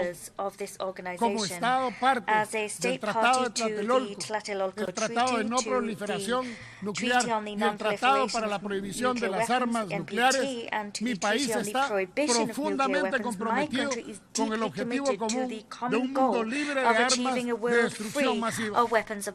Imagínense ustedes la catástrofe que sería para el mundo si la agresión ilegal y no provocada de la Federación Rusa destruyese la central de generación nuclear de Zaporizhzhia, la más grande central nuclear de Europa, que está en peligro, su integridad y funcionamiento, y que puede ocasionar un desastre de proporciones inconmensurables. Es por eso que reitero la posición de Guatemala como un país respetuoso de la no proliferación de las armas nucleares y exige a todos los países poseedores de armas nucleares, incluidos los 5 miembros permanentes del Consejo que maneja la paz y la seguridad de esta organización, que se sienten y con franqueza logren el desarme nuclear total del mundo. Señor Presidente, Señor Presidente, Guatemala contribuye al mantenimiento de la seguridad internacional a través de su participación activa en las operaciones de mantenimiento de la paz. Como país promotor de la paz, Guatemala se ha comprometido con las Naciones Unidas para desplegar oficiales guatemaltecos que nos posicionan como el cuarto contribuyente de tropas más importante de las Américas. Señor Presidente, reiteramos nuestro firme compromiso y solidaridad para el desarrollo y prosperidad del pueblo haitiano, que está en riesgo por una crisis multidimensional de carácter político, seguridad interna, falta de desarrollo y la crisis humanitaria que atraviesa. Como comunidad internacional debemos reaccionar y atender las catástrofes antes de que sean aún más lamentables. Es por ello que si esta organización decide una nueva misión de paz a ser desplegada en el territorio haitiano, pueden contar con la participación de Guatemala, con el entrenamiento y capacitación de las fuerzas de Haití, en tanto la misión de paz esté presente en dicho país. Señor Presidente, en el proyecto de cambio de las bases de las Naciones Unidas para que cuente con los mecanismos que le permitan responder a los principales desafíos de la humanidad tan necesitada de paz y de desarrollo, Guatemala convoca a la comunidad de estados a avanzar rápidamente en una propuesta a cargo de expertos de los países que definan las reformas de fondo a la Organización de las Naciones Unidas para que retome el camino loable tras su fundación en 1945 y que a través de los años hemos olvidado cumplir a cabalidad. Propongo que iniciemos cuanto antes la cuarta enmienda a la Carta Constitutiva que atiende estos nuevos enfoques y que vaya acorde con las necesidades de los tiempos actuales, que si bien es cierto, son tiempos difíciles, también conllevan grandes oportunidades. En esta enmienda debe asegurarse que el reconocimiento a la igualdad soberana de los Estados es una realidad, que la resolución de los conflictos entre países por la vía pacífica sea una obligación, que la energía nuclear sea usada únicamente con fines pacíficos. Pero quizás la más importante de todas es que los miembros de las Naciones Unidas no excluyan a nadie. Como dice nuestro libro sagrado Popol Vuh, de una de las naciones, de una de las civilizaciones más grandes del mundo, la civilización maya, que nadie se quede atrás. It states, no one must stay behind, everyone must rise up. Today I wish to say to you that I am the leader of a founding nation of the United Nations. As such, I recognize that the transformation of this body will prompt a radical shift in multilateralism. That new multilateralism must recognize the importance of inclusion and the universality of this organization. How can it be that in the midst of the 21st century, this organization keeps a country like Taiwan outside its doors? That country is one which contributes to science, high technology, healthcare, development, and many other fields. But what's most significant is that we have kept the Taiwanese citizens from having a voice that represented in this organization. Guatemala exhorts the United Nations to use any and all means necessary to guarantee international peace and security on the Taiwan Strait. Moreover, we condemn the constant and ever-increasing military maneuvers seen in the waters and airspace around Taiwan. These maneuvers imperil security in the region and affect international transport and trade. Mr. President, 4 years ago, I took office as the President of the Republic of Guatemala, and over that time, I have heard great speeches made. I have seen great treaties signed and great commitments made to halt climate change. I want to say to you all today that the world is in a worse state than it was 4 years ago, because more than speeches, commitments and treaties, what the world needs is action. The region that suffers most the ravages of climate change is the Caribbean and the Central American region. And that is true, despite the fact that we produce an infinitesimal percentage of global greenhouse gases. And in spite of that fact, we are the ones that suffer the most damage year on year. Our resources are being depleted, and we must get into debt to rebuild countries which next year are simply damaged once more. This prompts us to take out loans from international sources, which are only too happy to grant them. But these are organizations which live off immorally high interest rates. However, the reports issued by United Nations rapporteurs talk about the scant development of our peoples. They pointed out to us and they criticize us. But who is pointing the finger at those who, following their industrialization and as a result of their paltry commitment to tackling the effects of climate change and greenhouse gases, cause the death of human beings throughout the world? There are countries that neither accept UN agreements on climate change nor pay their contributions to the climate budget. These nations, neither do these nations take responsibility for the toxic pollution of their industries, and far less for the destruction that these industries cause. Is that fair? Mr. President, the serious threat posed by the consumption of drugs, particularly synthetic drugs, must be a source of grave concern to the international community. These drugs represent an invisible enemy that is affecting health, and that is also undermining governance and hampering development in various countries. This organization must alter the way in which it broaches this issue.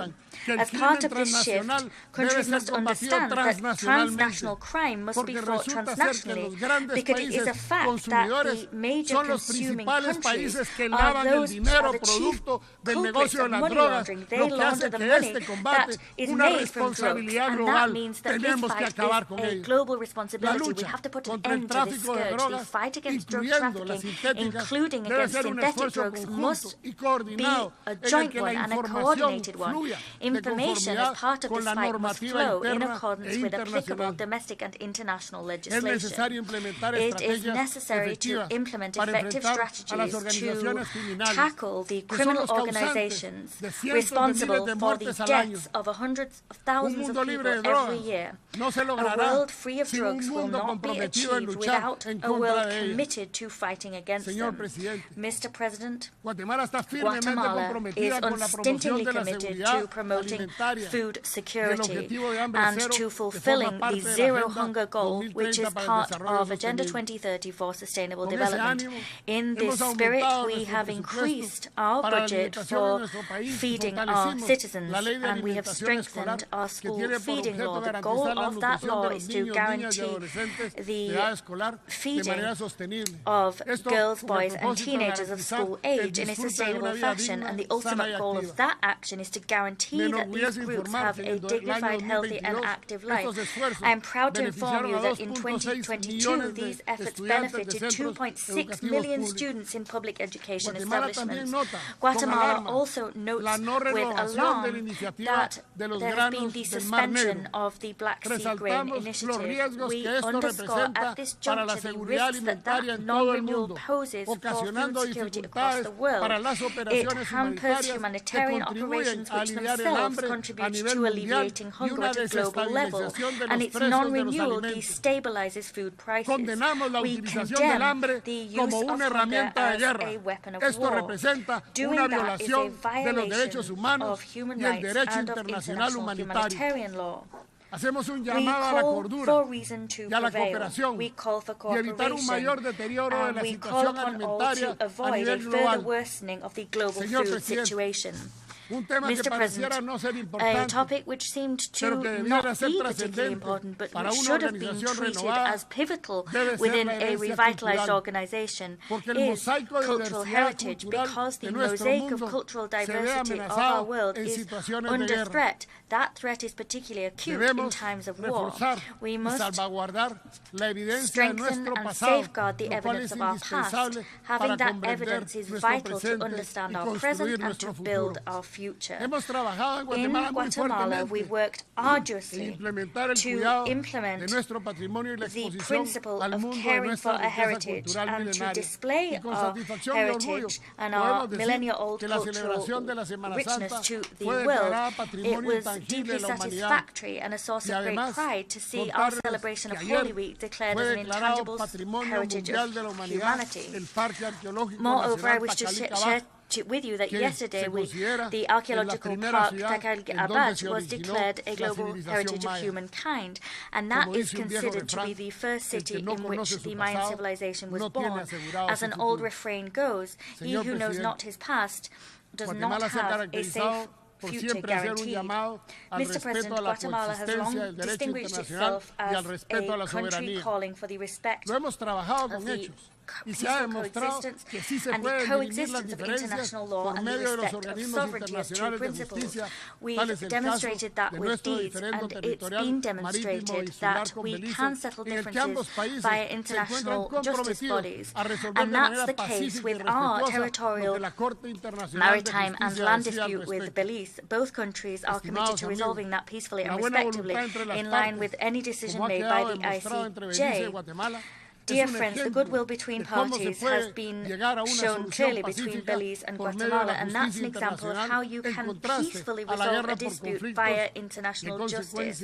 And that pathway stands in stark contrast to international war brought about by the foolishness of human beings. Mr. President, Guatemala recognizes that one of the gravest and most alarming threats to life and freedom in our times is human trafficking. That is not only a despicable practice which violates human rights, but it's a real crime against humanity, one which violates the most fundamental values that we cling to as a community of nations. The trafficking in persons is a crime linked to slavery, bearing in mind that trafficking involves the buying and selling of human beings that should be able to live in freedom as part of a fundamental right to life.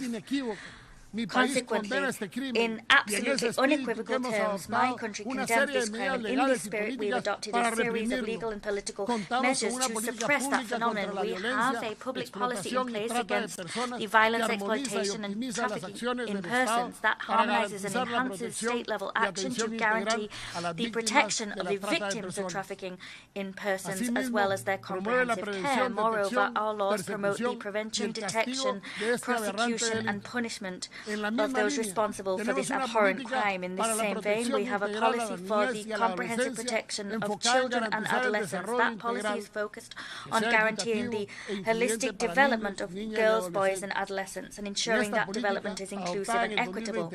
That policy was adopted in 2022 and it now is an umbrella for 90 programs within the executive that aim to ensure development for the human beings from cradle to grave. Through these various initiatives, Guatemala is seeking to distinguish itself as a leader in the fight against trafficking in persons. We have made this our priority. It's a scourge that we want to halt, to bring in human dignity, because the numbers of persons trafficked are on the rise. I might remind you that the gross profit made by trafficking in persons exceeds the profit made by the international arms trade, and soon these profits will surpass those garnered by the illicit drug trade. Children are snatched from their homes, they're handed over to gangs that prostitute them, and then, once they've ceased to be fresh meat for those criminals, they are butchered and their organs are sold for transplants. We cannot remain indifferent and passive in the face of these horrific crimes. Mr. President, this is my last speech before this General Assembly as a head of state.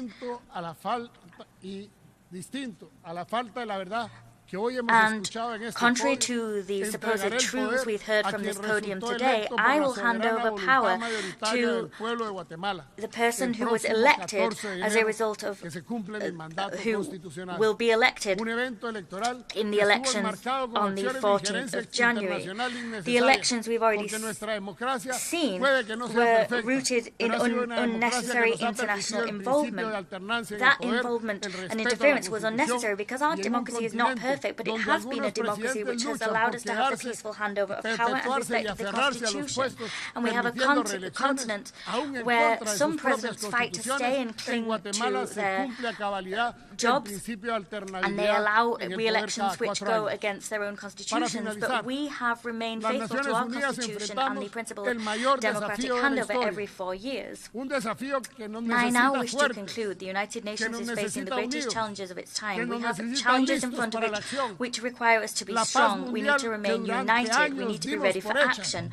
Global peace was something we took for granted for years, but now there needs to be a major international covenant, a covenant which moves beyond differences, goes beyond colours, which does not, which goes beyond countries and national borders. This covenant needs to place human beings at its heart. Citizens need to be the front runners. People and protecting them should be our ultimate goal. We need to halt wars. That seems a pipe dream today. Today, we have a major imperative to heed. But whatever you may believe, let us fight for peace. Wherever you may be, let us fight for peace. Whatever your situation, let us fight for peace. If we don't do that, we'll one day wake up and we'll have been invaded or killed by others. That's why we must stand united. We must strive so that one day we can, as citizens of the world, wake up in a climate of peace, progress, and development. I thank you.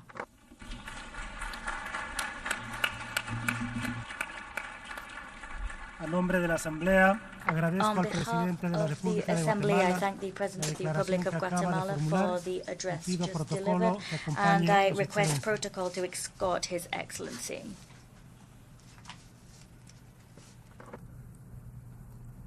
La Asamblea escuchará ahora the Assembly will now hear an address by Her Excellency Katalin Novak, President of Hungary.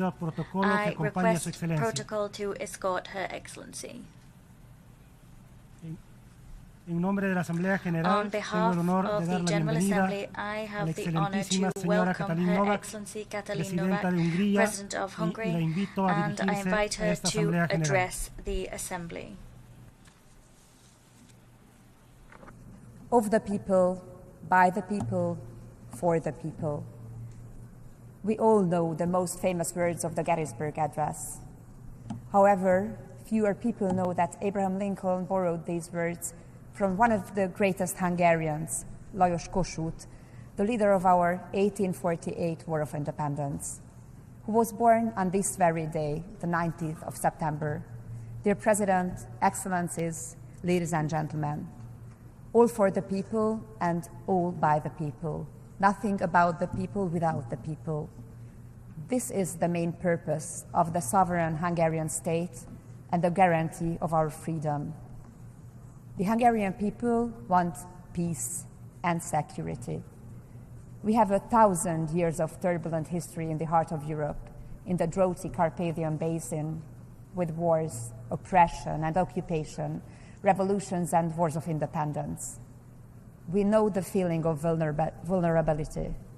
We know what it is like to live divided and what suffering wars cause. We know how precious freedom is and how painful it is to be deprived of it. I myself was born during the decades of Soviet oppression, when my country was not free. A childhood spent in a softening communist dictatorship left indelible marks on my generation.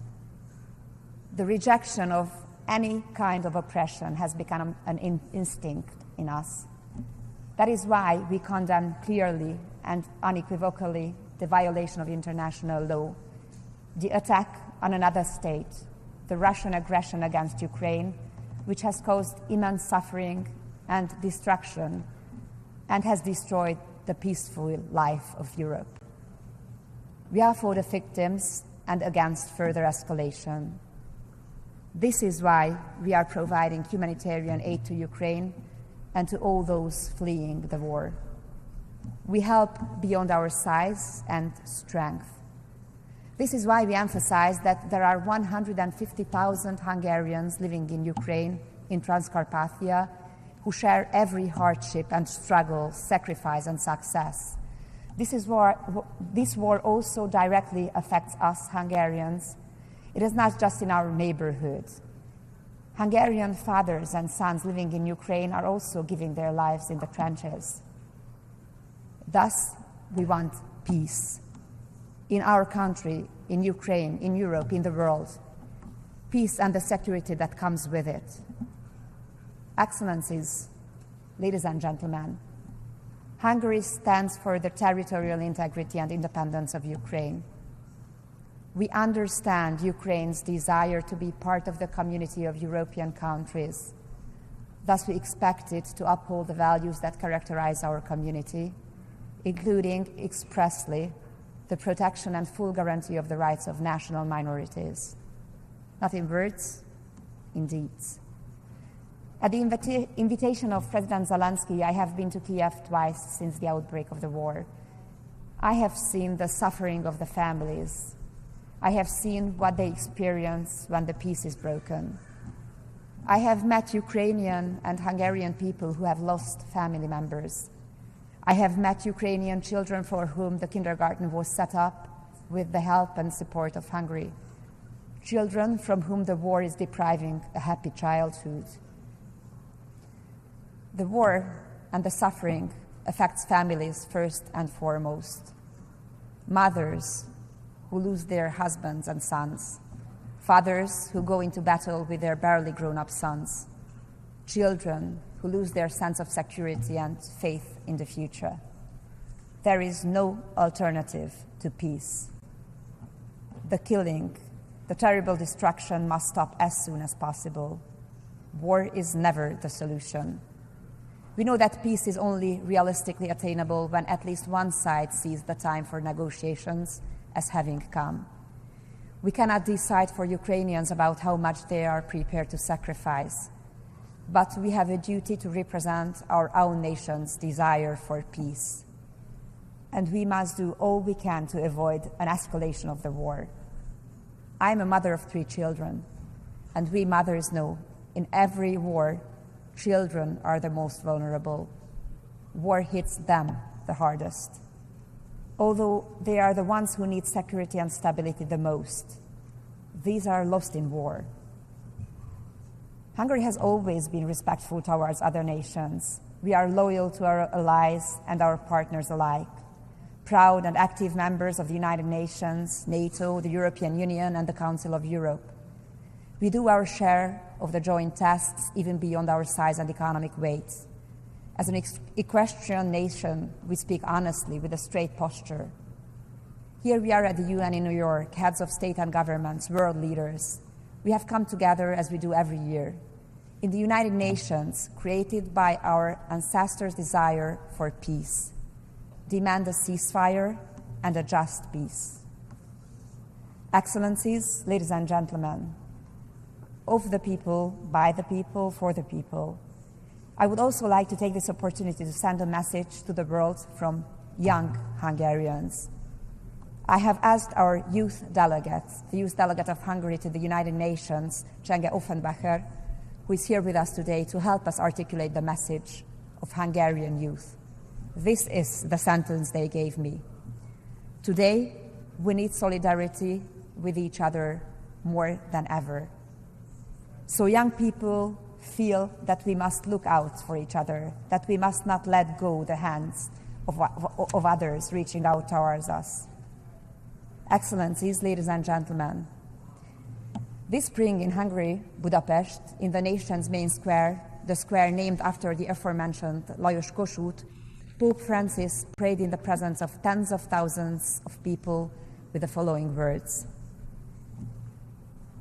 pour into the hearts of the leaders of men and of peoples the desire to build peace, to offer to future generations a future of hope, not war, a future of cradles, not graves. The 5th Budapest Demographic Summit, the most important international forum on demographic issues, was concluded 3 days ago. A large part of the world is facing, in addition to war, a difficulty that is oppressing it from within. In Europe and in many of your countries, the demographic winter has turned into an ice age. Public leaders, thinkers, demographers, and the representatives of family organizations and professional workshops from 60 countries and 5 continents sought answers on how to protect and strengthen families and how to overcome our demographic difficulties. If we do not address this issue, it will have an immeasurable impact on our economies, societies, and security in the near future. Elon Musk may be right when he says that demographic decline is a more serious problem than the climate crisis. Little attention is paid to the real and irreversible change of the world. If there is no child, there is no future. What is the point of looking after the earth if we don't have children and grandchildren to pass it on to? If childlessness becomes widespread, if fewer children continue to be born each year than the number of those who pass away in our countries, our beloved world that we believe to be secure will be shattered. We Hungarians see the solution to the demographic crisis in strengthening and supporting families. Our aim is for everyone to have a full and happy family life and to have all the children that young couples want. Hungary was the first country in the world to put the strengthening of families and the tackling of the demographic crisis into the focal point. We have built a broad family support system. In the European Union, we are the ones who spend the most on family support. This has not destroyed the Hungarian economy. On the contrary, strengthening families is positive in economic terms. We protect parental freedom. We strongly believe that the right to raise children does not belong to the state, nor to NGOs, nor to the media or the knowledge industry, but to parents. Anyone who has a child is ready to fight at any time to ensure that their child can live in peace and freedom. Families pass on their values from generation to generation in the face of every difficulty, every historic trauma, every challenge. The message of the Demographic Summit of Budapest, our capital city, which is 150 years old this year, is clear. Pro-family forces stand up for their values and interests, even at a time when anti-family and anti-child ideologies are on an unprecedented offensive.